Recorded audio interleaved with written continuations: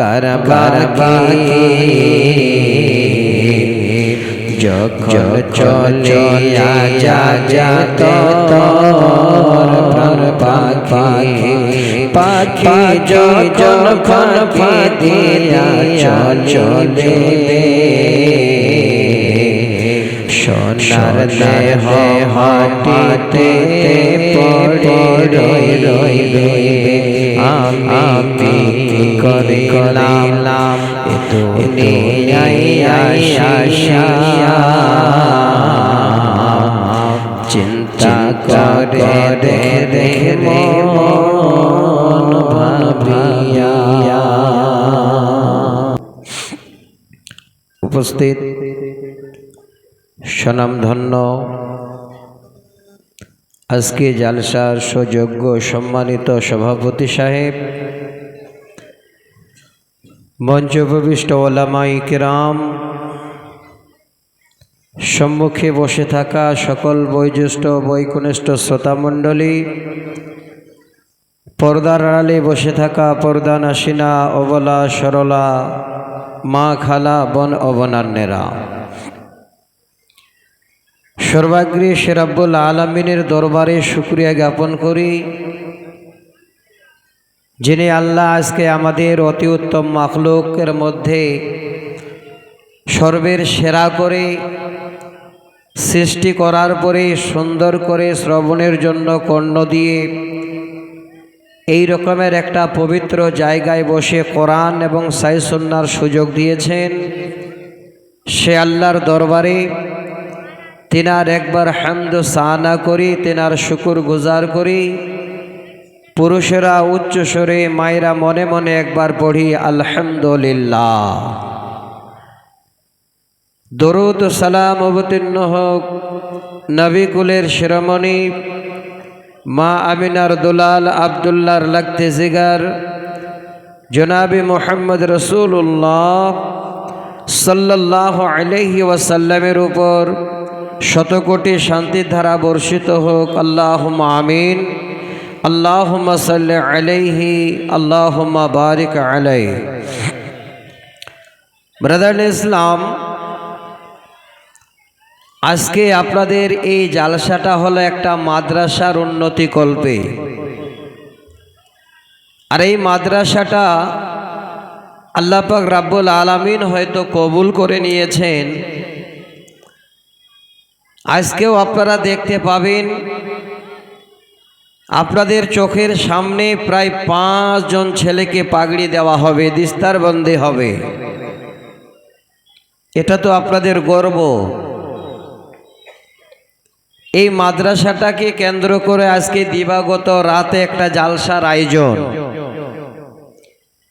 আর এই জালসার ইস্তাহার পেয়ে, জালসার ইস্তাহারের এলান শুনে আমরা সকলে এসেছি জালসা শোনার জন্য।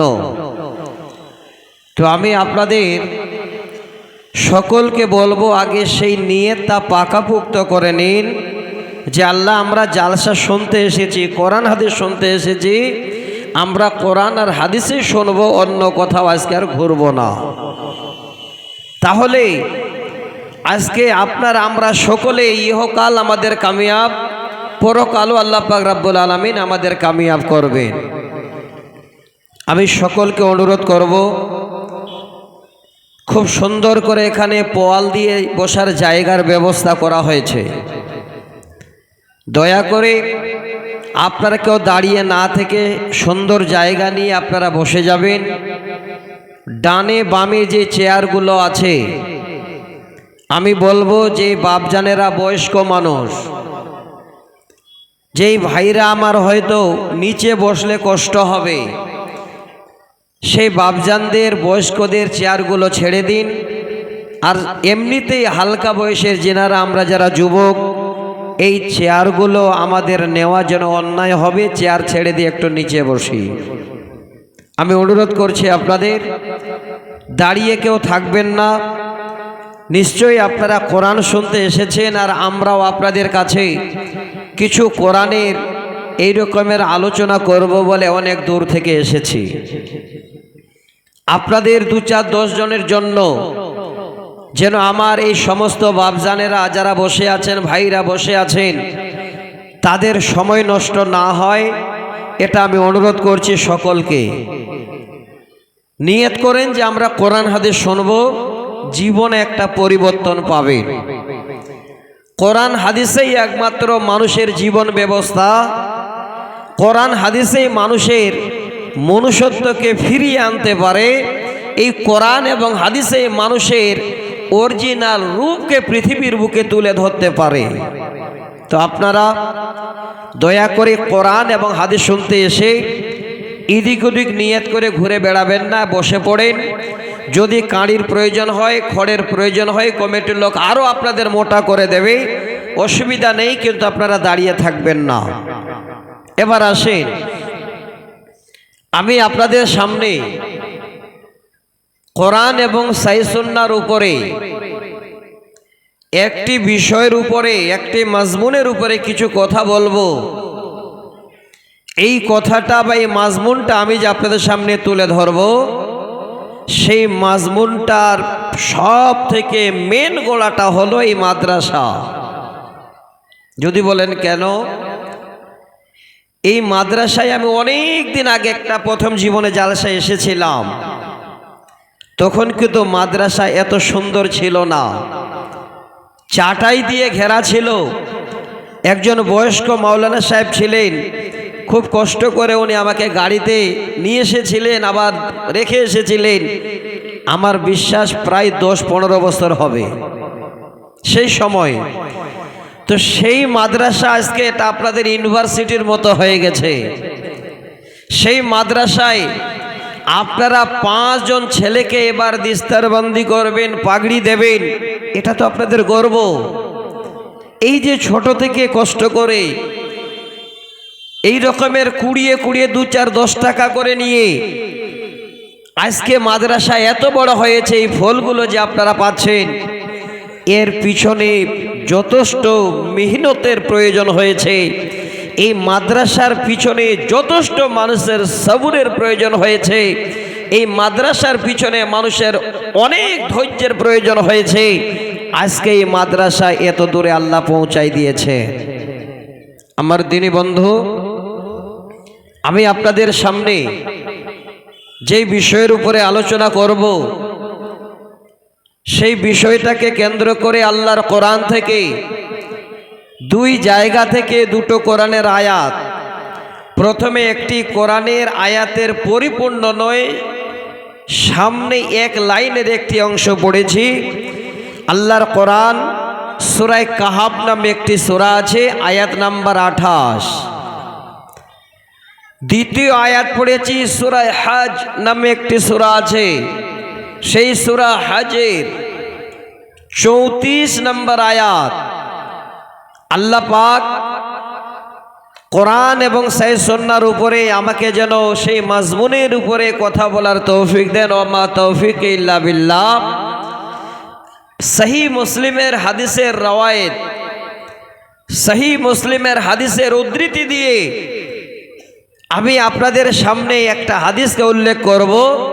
তবে যেই ইবারতটা আমি পড়েছি হাদিসের, এই ইবারতটা আমি তিরমিজি শরীফের হাদিস থেকে তুলে নিয়েছি, 2398 নম্বর হাদিস।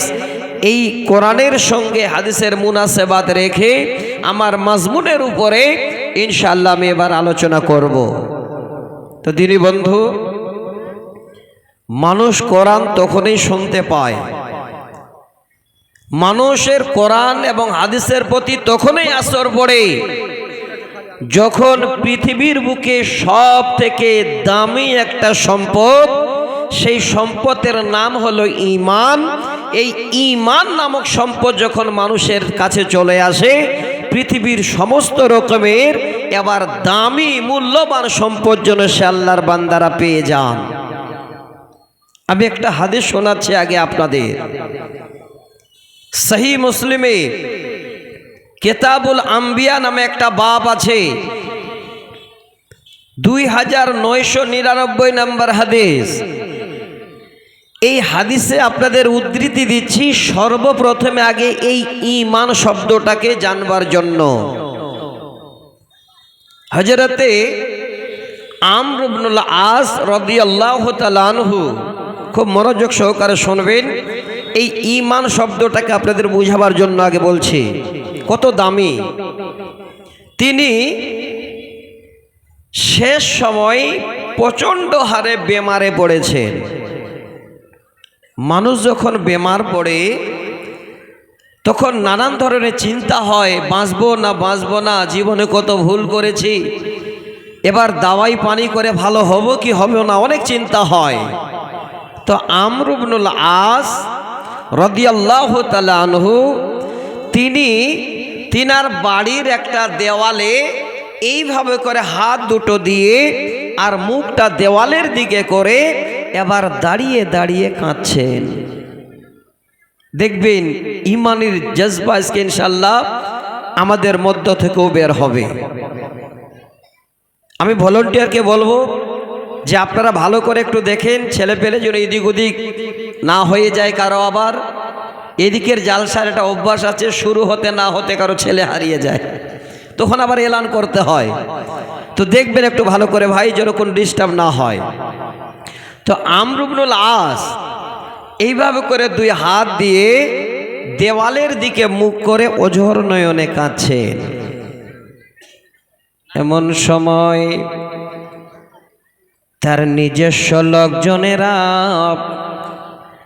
যারা নিকট আত্মীয়, তারা আমর ইবনুল আস নামক সেই সাহাবীর বেমারের খবর শুনে সেই সাহাবীর পাশে এসে দাঁড়িয়ে গেছে।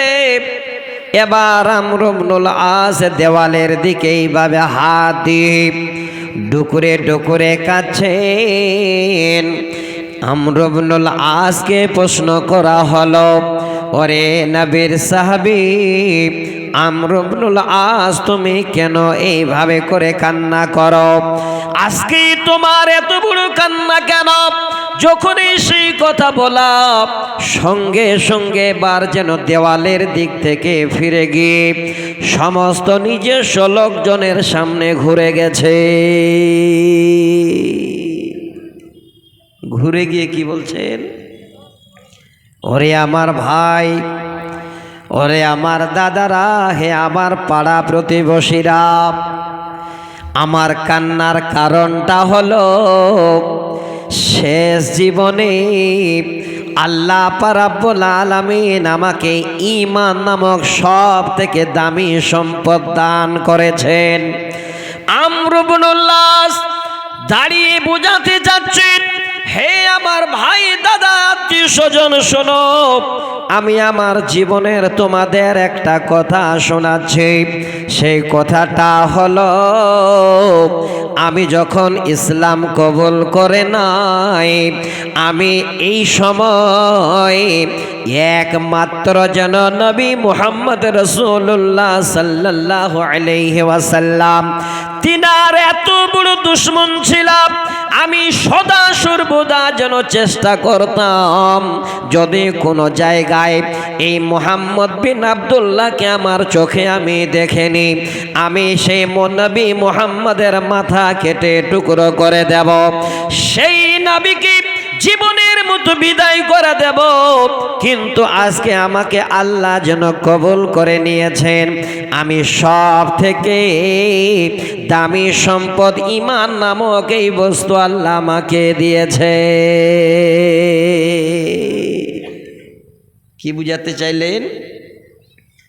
নবীকে মারার জন্য খুঁজে বেড়াতাম কোথায় আছেন, কিন্তু আল্লাহ এমন করে আমাকে পরিবর্তন করে দিলেন, যখন আমি ঈমান আনলাম তো নবীকে মারা তো দূরের কথা, আমার নবীর দিকে আমি পরিপূর্ণ মানে চেহারা করে তাকিয়ে দেখতে পাইনি, যে তিনার রং, তিনার বর্ণ, তিনার পরিপূর্ণ যদি কেউ আমার বর্ণনা দিতে বলে আমি পারবো না। আল্লাহু আকবার। জীবনের পরিবর্তন দেখেন, উনি নিজেই বলছেন কি, ইন্নী কুনতু উতবিকু মিন সালাস, আমার জীবনে তিনটি দৌর গেছে, তিনটি সময় গেছে। এই সময় তিনটি আপনাদের আগে আমি হাদিসটা যেন বোঝাচ্ছি, একটু ভালো করে শুনে নিন।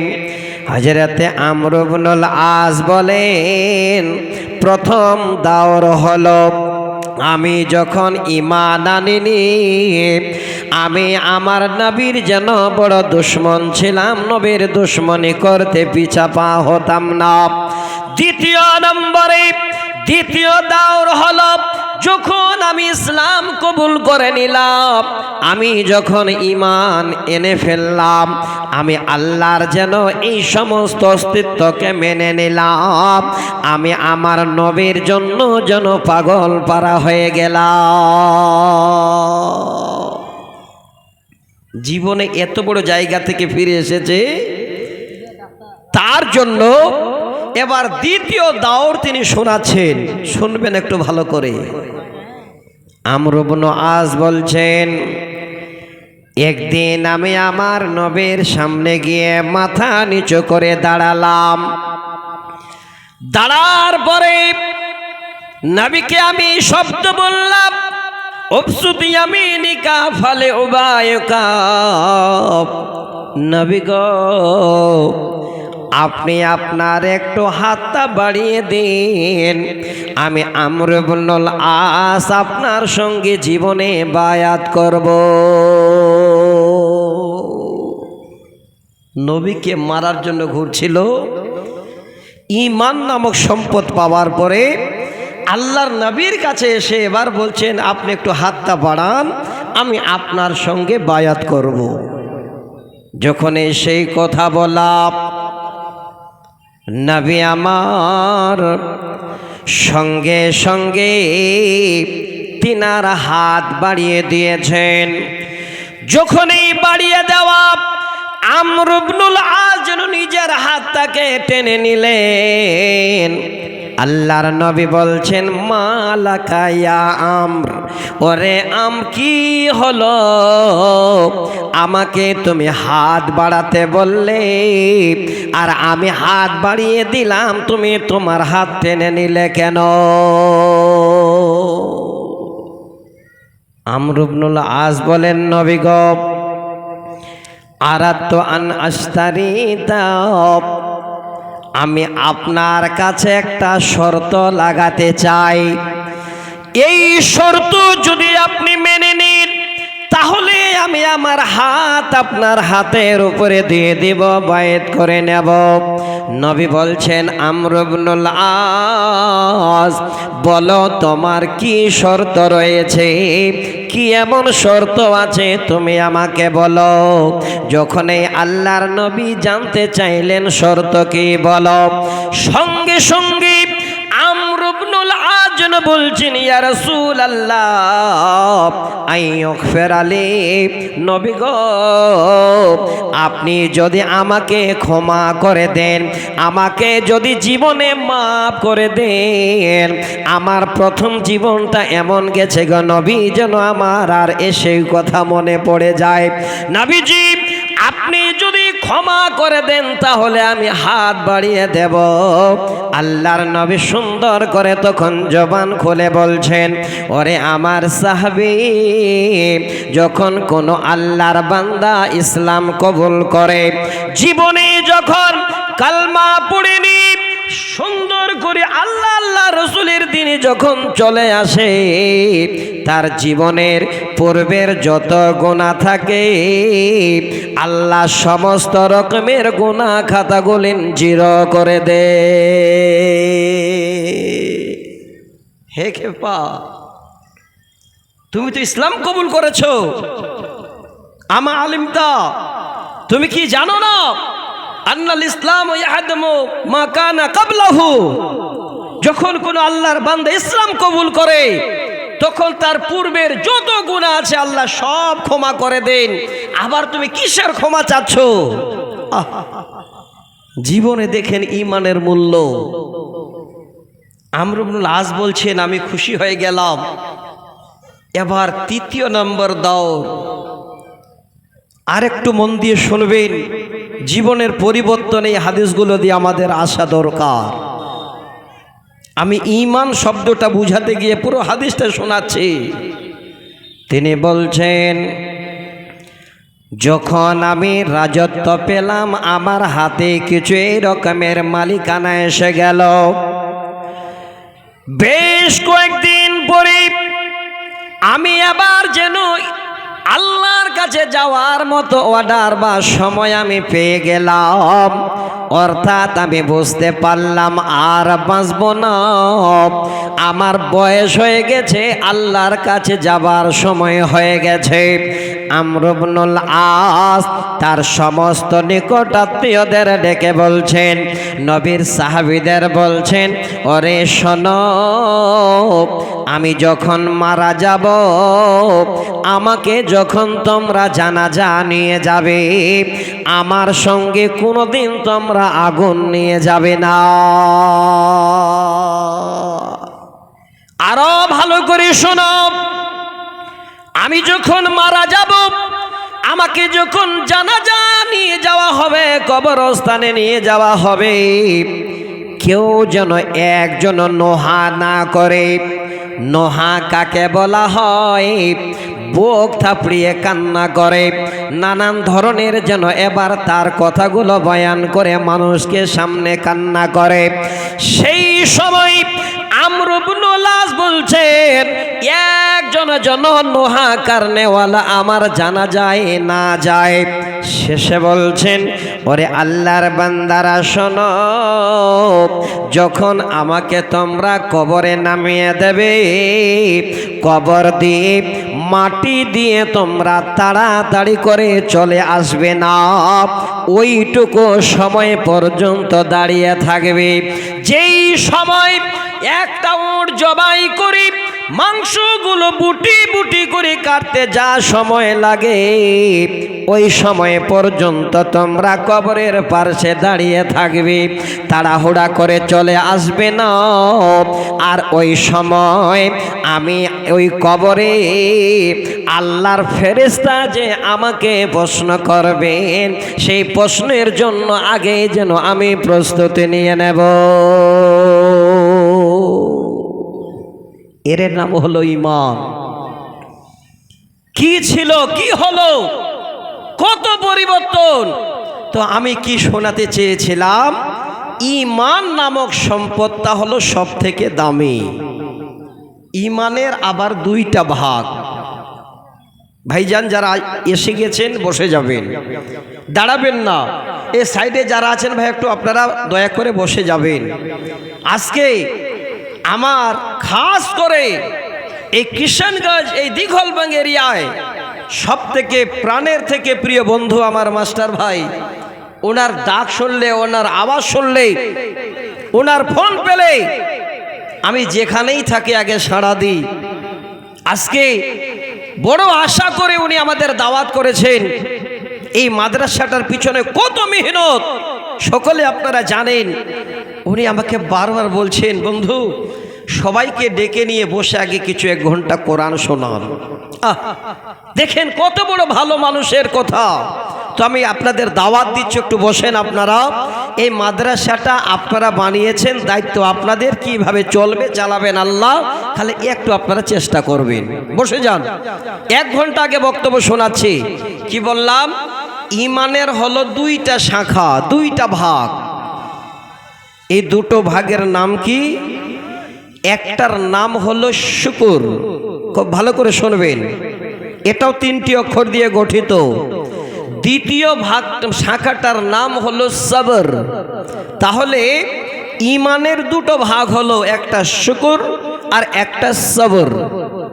এবার দুটোকে নিয়ে আলোচনা করতে গেলে তো অনেক টাইম লাগবে। তো আমি আপনাদের বুঝাতে চাচ্ছি, এই 2টা ভাগ আমাদের মানা দরকার। কেন? তাহলে নিজেই আপনি যেন বুঝতে পারবেন যে আল্লাহ পাক রাব্বুল আলামিন আমাদের দিচ্ছেন। কি দিচ্ছেন? সাপোজ একটা উদাহরণ নিন। আপনি আজকে চলে গেলেন রাজমিস্ত্রির জোগাড়ি দিতে, সারাদিন কর্ম করার পরে বাড়ি ফিরলেন, এবার 300 টাকা আপনার মজুরি হাতে দিলেন। এই পয়সাটা হাতে নিলেন, নিয়ে আবার আপনি ভাবলেন না যে আমি 8 ঘন্টা 10 ঘন্টা ডিউটি করার পরে এই টাকা পেলাম। আপনি যখন এই টাকাটা হাতে পেলেন সঙ্গে সঙ্গে বললেন আলহামদুলিল্লাহ, আল্লাহর জন্য শুকরিয়া আদায় করলেন। আল্লাহ পাক বলেন, বান্দা, ঈমানের একটা শাখার নাম হলো শুকর। যদি শুকর আদায় করিস, শুকরিয়া আদায় করিস, আল্লাহ কোরআনে যেন বলছেন, বান্দা লা আযীদান্নাকুম, আমি আল্লাহ তোমাকে আরো যেন বেশি বেশি করে ধনমাল দেব। তোমার যা প্রয়োজন তার থেকে আমি আল্লাহ তোমাকে বেশি বাড়িয়ে দেব। দেখেন, আজকে যদি এটা আল্লাহ না করতেন, যারা রাজমিস্ত্রির জোগাড়ি দিত আজকে তারা বিশাল বড় ঠিকাদার হয়ে গেছে। নিছক আল্লাহর শুকরিয়ার কারণে আল্লাহ পাক যেন সেই বান্দাদের উপরে খুশি হয়ে অনেক দিয়েছে। অল্পতে সন্তুষ্ট হয়ে শুকরিয়া আদায় করবেন। আল্লাহ বলছেন, ওয়ালা ইন শাকারতুম লাযীদান্নাকুম, যদি তোমরা শুকরিয়া আদায় করো তো আমি তোমাদের আরো বাড়িয়ে দেব। এই নাম্বার 2। দ্বিতীয় নাম্বার শাখাটার নাম হলো সবর। সবর এমন একটা পৃথিবীর বুকে আল্লাহ পাক রব্বুল আলামিনের কাছে সবথেকে প্রিয় বস্তু। যদি কেউ এই জায়গায় অটল থাকতে পারেন তো একদম ভালো করে আপনার আল্লাহর কোরআন এখানে আছে, শুনে নিন। 155 নম্বর আয়াত সূরা আল বাকারা। আল্লাহ বলছেন, বান্দা আমি 1 সেকেন্ডের জন্য তোমাদের ছেড়ে দেব না, আমি আল্লাহ সদা সর্বদা তোমাদের সাথে থাকব। আজকে এরই ফল এই মাদ্রাসা, এরই ফল। আজকে দেখবেন 5-5টি এখানে কোরআনের হাফেজ। একটু ধৈর্য ধরুন, সবর করুন, আমাকে একটু বলার সুযোগ দিন। এবার তাহলে বুঝতে পারলাম সবর এত বড় একটা আল্লাহর নেয়ামত। যদি আমরা সবর করতে পারি তো আল্লাহ পাক রব্বুল আলামিন আমাদের সাথে থাকবেন। জীবনে যা প্রয়োজন ইহকাল পরকাল আল্লাহ তার ব্যবস্থা করে দেবেন। এবার কোরআন সবর কাকে বলে আগে শোনাচ্ছি আপনাদের। শব্দটা আরবিতে বললে তো আর বুঝতে পারবেন না, আমি বাংলায় বলছি। আর 1-2টা শব্দ উর্দুতে বলছি। সবুরের মানে হলো বন্ধ করনা, রুকনা। আর বাংলায় বলছি, এই রকমের সবুর তাকেই বলা হয় যে আপনি যে কোনো কর্মে গেলেন, এই রকমের বিপদ আপনার সামনে এসে দাঁড়ালো, সেই বিপদটাকে মাথা পেতে মেনে নেওয়ার নাম। নিজের শরীরের ভিতরে নানান ধরনের উলঝানকে না নিয়ে এক জায়গায় দাঁড়িয়ে থেকে আল্লাহর উপরে অটল থাকার নামই হলো সবর। আল্লাহর কোরআন তার প্রমাণ দিচ্ছেন। কি বলে? আল্লাহ পাক বলেন, واصبر نفسك مع الذين يدعون ربهم بالغداة والعشي يريدون وجهه ولا تعد عيناك عنهم। আল্লাহ বলেন, তুমি চিরদৃষ্ট হয়ে তাদের সঙ্গেই থাকো যারা সকাল এবং সন্ধ্যায় তোমাকে ডাকে এবং যারা তোমার সেই ভালো সন্ধানকে খোঁজ করে। কি বুঝতে পারা গেল? আল্লাহ পাক এই জায়গাতে বুঝাতে চাইলেন, হে আমার বান্দারা, যারা সকাল সন্ধ্যায় তোমার মালিককে ডাকে তাদের সঙ্গে চিরদৃষ্ট হয়ে তোমরা জীবনযাপন করো, তার সন্ধান করো। আল্লাহ এখানে এই কথাটা দিয়ে জানাতে চাইলেন, বান্দারে, যদি সদা সর্বদা আমার কাছে তোমরা ডেকে সবর করে জীবনে যদি কামিয়াব নিতে চাও, তাহলে আমার আপদ বিপদ, আমার যা যাবতীয় সম্পূর্ণটাই তোমরা কোরআন এবং হাদিসের দৃষ্টিতে মেনে নাও। আবার দ্বিতীয় আয়াত পড়েছিলাম, এই আয়াতের মধ্যে চারটি শব্দ আছে, খুব ভালো করে বুঝে নেবেন কত দামি। এক নম্বরে আল্লাহ বলছেন আল্লাযীনা ইযা যুকিরাল্লাহু ওয়াজিলাত কুলুবুহুম। আল্লাহ বলেন ওই সমস্ত বান্দারা যখন আমার কোরআন তারা শোনে, আমার কোরআন যখন তারা শ্রবণ করে, আমার বাণী যখন তারা শোনে, ওই সময় তাদের যেন হৃদয়টা ভয়ভীত হয়ে যায়। এটা হলো এক নম্বর সেই আয়াতের শব্দ। দ্বিতীয় নম্বরে হলো ওয়াসসাবিরিনা আলা মা আসাবাহুম। আল্লাহ বলেন বান্দা জীবনে চলতে গিয়ে, মাদ্রাসা করতে গিয়ে এই রকমের অনেক তোমার বিপদ আসবে, অনেক রকমের তুচ্ছ কথা বলবে, অনেক রকমের মানুষ তোমাকে আঘাত দেবে, অনেক রকমের বান্দা তোমাদের কষ্ট হবে। আল্লাহ বলেন বান্দা ওই কষ্টের সময় যদি তুমি সবর করে নিতে পারো, ধৈর্যশীলওয়ালা যদি হয়ে যেতে পারো, দ্বিতীয় নম্বর গুণ, তৃতীয় নম্বরে আল্লাহ বলছেন ওয়াল মুকিমিস সালাতি ওয়া মিম্মা রাযাকনাহুম ইউনফিকুন। আল্লাহ বলছেন বান্দা যারা সদা সর্বদা আমার সালাত, আমার নামাজের পাবন্দি করে, এটাও ভালো করে শুনে নিন। জালসা শোনা মানে এই রকমের আওয়াজ শোনা নয়। আল্লাহর কোরআন শুনছেন যদি একবার জীবনে মেনে নিতে পারেন, জীবন ধন্য। আল্লাহ বলছেন তিন নম্বরে গুণ হলো যারা কি করে ঠিক সময় মোতাবেক নামাজ পড়ে। চতুর্থ নম্বরে বলছেন ওয়া মিম্মা রাযাকনাহুম ইউনফিকুন। আমি যাদের ধন সম্পদ দিলাম, দুনিয়াতে যাদের আমি ধনী করে দিলাম, আল্লাহ বলছেন বান্দা আমার দেওয়া মাল তোমরা আমার রাস্তায় খরচ করো। একবার ভালো করে বুঝে নিন, একবারও আল্লাহ বলেননি বান্দা তোমার উপার্জন করা মাল আমার রাস্তায় খরচ করো। বারবার যেখানে আল্লাহ বলেছেন এই কথাটাই বলেছেন বান্দা আমার দেওয়া মাল তোমরা আমার রাস্তায় খরচ করো। পৃথিবীর যত রকমের মাল ধন আপনার আছে, গাড়ি বাড়ি নকরি আছে, লক্ষ লক্ষ টাকা, এই রকমের 10, 20, 50 বিঘা জমিনের মালিক আপনার দ্বারাই যেন একটাও নয়, সম্পূর্ণটাই আল্লাহর দেওয়া।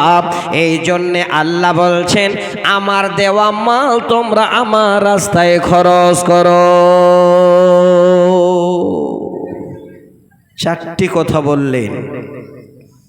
যদি আমরা আল্লাহর কোরআন শুনে নিজের দিলটাকে ভয়ভীত করে ফেলতে পারি, আমরা মুসিবতের সময়, কষ্টের সময় যদি সবর করতে পারি, ঠিক সময় যদি নামাজের পাবন্দি আমরা করতে পারি, সালাত আদায় করতে পারি, আল্লাহর দেওয়া মাল যদি আল্লাহর রাস্তায় খরচ করতে পারি, তার আগের আয়াতের শেষ অংশে আল্লাহ সুসংবাদ দিচ্ছেন কি?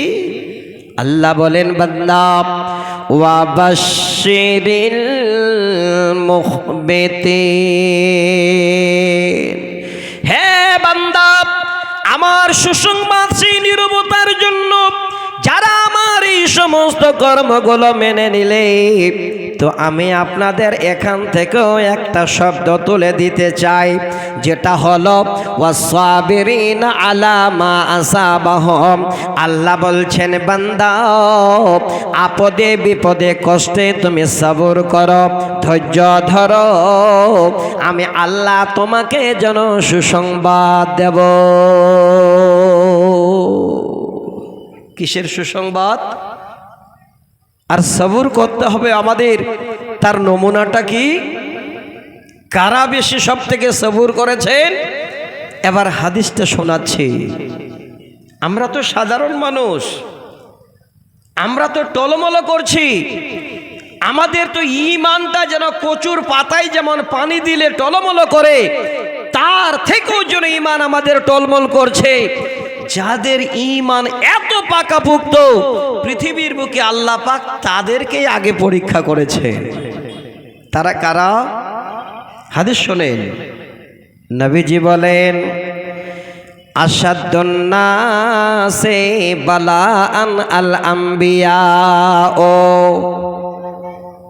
আল্লাহর নবীর হাদিস, নবী বলছেন আল্লাহ পাক সব থেকে বড় জন পরীক্ষা করেছেন, সব থেকে বড় মুসিবত দিয়েছেন পৃথিবীর বুকে যত নবী এসেছেন সেই নবীদের।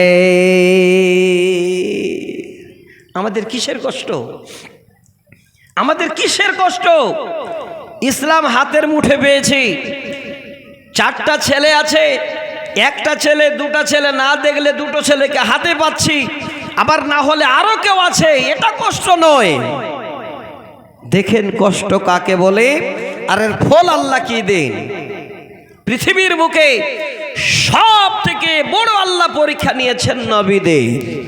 তারপরে সুম্মাল আমসাল ফাল আমসাল, নবীদের পরে যিনারা এসেছেন তাদের ইবতালার রাজুল আলা হাসাবি দীনিহি, তারপরে এই দিনের উপরে যারা কঠোর আল্লাহ রাব্বুল আলামিন তাদের পরীক্ষা নেন।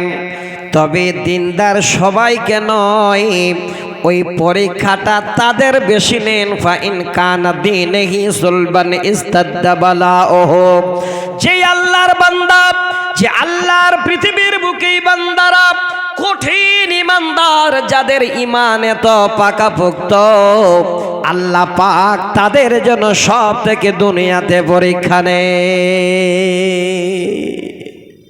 অনেক আছে হজ করে এসেছেন, যত অভাবী হাত বাড়ায় টাকা পয়সা দান করেন, মাদ্রাসার লোক গেলে মাদ্রাসায় দান করেন, নামাজের টাইম হইলে মসজিদে গিয়ে হাজির হয়ে যান।